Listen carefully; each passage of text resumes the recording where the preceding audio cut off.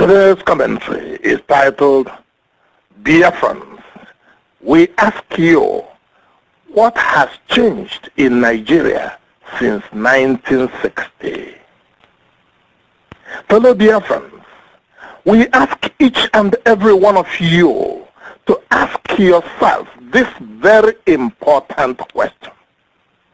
What has changed in the way Nigerians treat Easterners since 1960 till today? To help you answer this question, we will give you a brief history of what the Hausa Fulani Yoruba thought and said and did to us Easterners from way back in the 1960s till today. We will just give you the facts and leave you to answer this question for yourself. In 1947, MALLAM Abubakar Tafawa Balewa, who later became the Prime Minister of Nigeria, said, "We do not want our southern neighbors." Note that he did not call us our southern brothers. No, he called us neighbors. We do not want our southern neighbors to interfere in our development. I should like to make it clear that if the British quitted Nigeria now at this stage, the northern people will continue their interrupted conquest to the sea.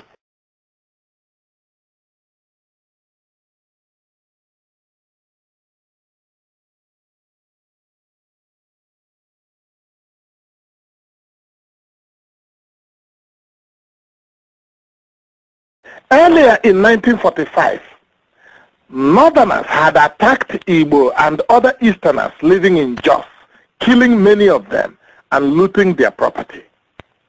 Then, in 1953, Northerners again attacked and killed hundreds of Igbo and other people of Eastern region, looted and destroyed hundreds of millions of dollars of their property in Kano, in retaliation for an insult meted to northern political leaders by Yoruba mobs that taunted them from Ibadan to Osogbo at the end of Constitutional Conference in Ibadan. A British administrative officer, in his official report on the massacre of Easterners by northern Vandals, declared, quote, "The seeds of the trouble which broke out in Kano on May 1953 have their counterparts still in the ground. It could happen again, and only a realization and acceptance of the underlying causes can cause the removal of the danger of reoccurrence." End quote. After independence, Northerners made known their intention to slaughter Igbo and other Easterners living among them and to loot and destroy their property. More importantly, the campaign soon extended to Western Nigeria, where Yoruba leaders joined the Hausa Fulani in planning the slaughter of Easterners. The Northern Nigerian government published a pamphlet titled Salama, Facts Must Be Faced. The Western Nigerian government published its own pamphlet titled Upgaism. In these two pamphlets, the two governments excoriated the Igbo and made it clear that they will attack the Igbo and loot their property. In Lagos and other parts of Western Nigeria, Yoruba landlords put markings on their houses to indicate that their houses belong to Yoruba. These two publications were part of the plot that laid the foundation for the physical attacks and large-scale massacre of the Igbo and other Easterners, which started in full force in 1966. It has continued since then. Also in the period, several members of the Northern Nigeria House of Assembly publicly stated policies that will result in the exclusion of Easterners from civic, economic, and social activities, the seizure of their properties, the infringement of their fundamental human rights, and physical slaughter of hundreds of thousands of innocent, unarmed people of Eastern region. Government officials and individuals whose identities are very well known organized the slaughter of Easterners.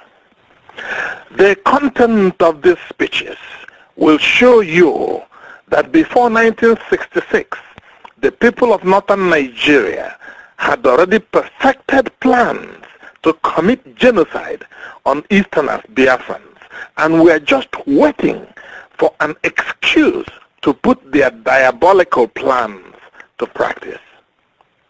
During the budget session in the Northern House of Assembly in March 1964, the bitterness against Ndibo and other people of Eastern Nigeria and the hint about the plans to slaughter them in large numbers were made public by members of the Northern House of Assembly.